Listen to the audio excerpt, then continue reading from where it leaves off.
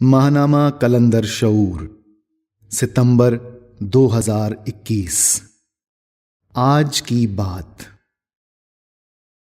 امتحان کل نمبر 50۔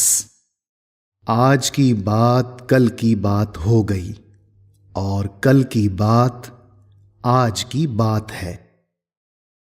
گزرا ہوا کل آج ہے اور آج کل ہو جائے گا۔ پیغام مشترک ہے، پھر آج اور کل کیا ہے؟ زندگی گزرتی ہے، ہر لمحہ منظر بدلتا ہے، لیکن وقت؟ سوالیہ نشان۔ جملے پر غور کیجئے، سمجھ میں نہ آئے تو مزید غور و فکر کیجئے، ذہن کھلے گا انشاءاللہ۔ تخلیقات کا سلسلہ کن سے شروع ہوا اور رات دن میں تقسیم ہو گیا۔ دن پر ایلیوژن، فریب نظر کی حکمرانی ہے اور رات حقیقت کا پرتو ہے۔ جب آدمی اپنے اور دوسروں کے لیے پریشانی پیدا نہ کرے، شک، حسد، غصہ اور انتقام سے دور رہے، تخلیقات میں تفکر کرے تو ذہن یکسو ہو جاتا ہے اور نیند کی دنیا میں اسرار کھلتے ہیں۔ اگر آدمی ان اعمال سے خالی ہو تو نیند کی دنیا پردے میں چھپ جاتی ہے، یعنی جو کچھ آدمی یا مخلوقات رات میں کرتی ہیں وہ اصل میں دن میں کیے ہوئے اعمال کا پرنٹ ہے۔ رب العالمین اللہ کا ارشاد ہے، ہرگز نہیں، یقیناً بدکاروں کا نامہ اعمال قید خانے کے دفتر میں ہے، اور تمہیں کیا معلوم کہ کیا ہے وہ قید خانے کا دفتر؟ وہ ایک کتاب ہے لکھی ہوئی۔ سورہ المطففین آیت 7 سے 9۔ ہرگز نہیں، بے شک نیک آدمیوں کا نامہ اعمال بلند پایا لوگوں کے دفتر میں ہے، اور تمہیں کیا خبر کہ کیا ہے وہ بلند پایا لوگوں کا دفتر؟ ایک لکھی ہوئی کتاب جس کا مشاہدہ مقربین بارگاہ کرتے ہیں۔ سورہ المطففین آیت 18 سے 21۔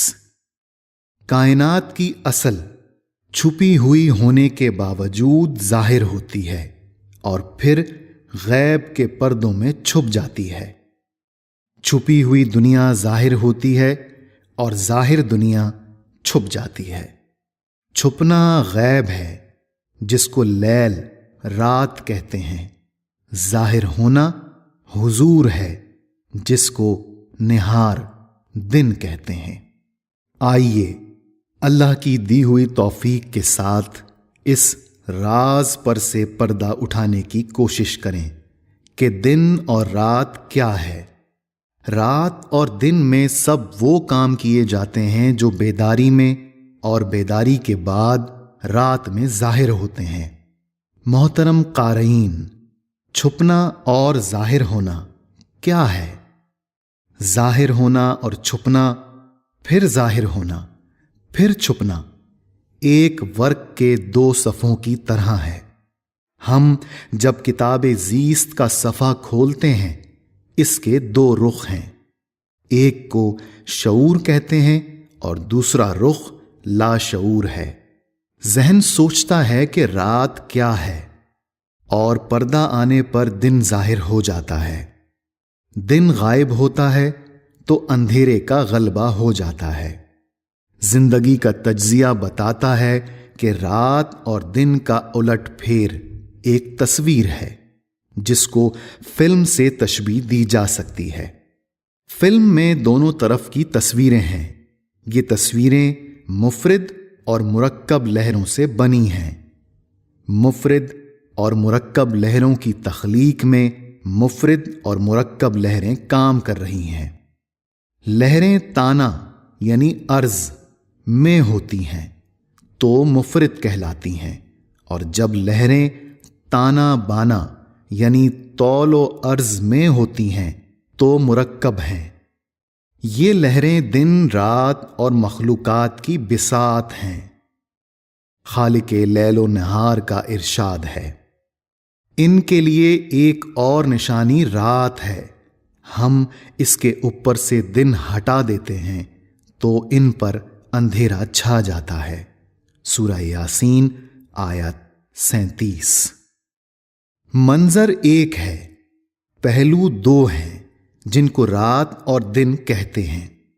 منظر کے دونوں طرف وہی کچھ لکھا ہوا ہے جو دن اور رات میں اسکرین پر ظاہر ہوتا ہے۔ ایک اسکرین پر اسپیس کی نفی ہے، دوسری اسکرین پر اسپیس کا غلبہ ہے۔ نفی سے مراد ہرگز یہ نہیں کہ اسپیس موجود نہیں، اسپیس موجود ہے لیکن نظر نہیں آتی۔ مثال، نیند کی دنیا میں وقت کی رفتار ناقابل شمار ہے۔ آدمی 6 گھنٹے سوتا ہے اور اس دوران میں سالہ سال کا فاصلہ طے کرتا ہے۔ جب وہ جاگتا ہے تو محض چند واقعات اور کچھ مناظر یاد رہتے ہیں اور یادداشت میں ترتیب نہیں ہوتی۔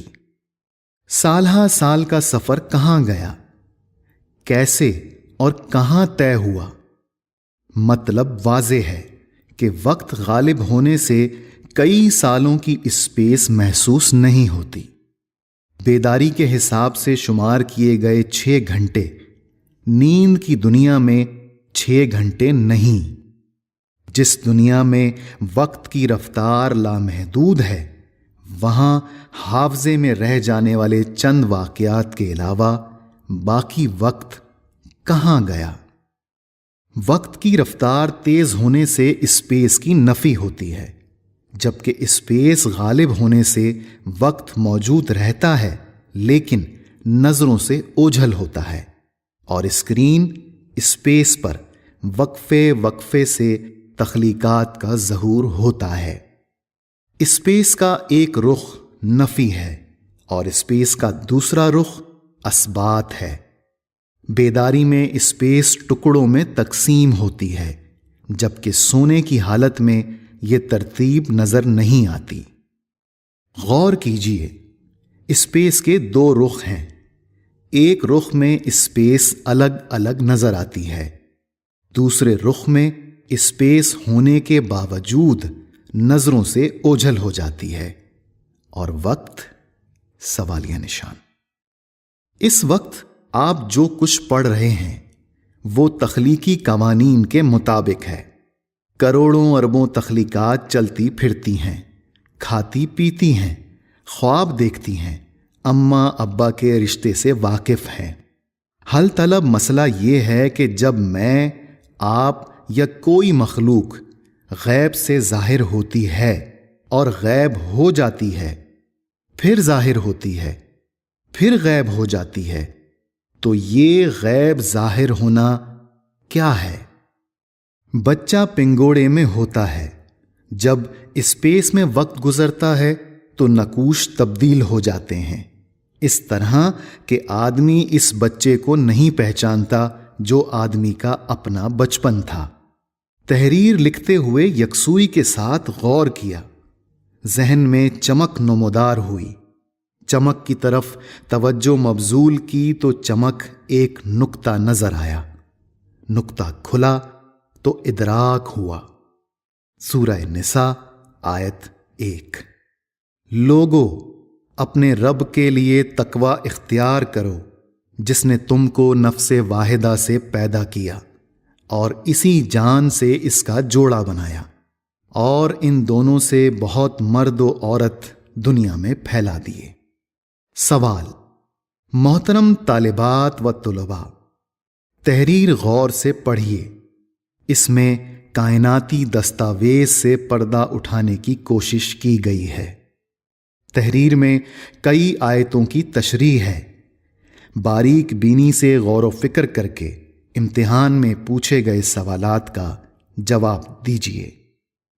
نوٹ: امتحانی پرچہ حل کرنے کے لیے مندرجہ ذیل باتیں مد نظر رکھیے۔ نمبر 1، قرآن کریم کی آیات کا حوالہ دیجیے۔ نمبر 2، تفکر میں عملی زندگی کی نشاندہی ہو۔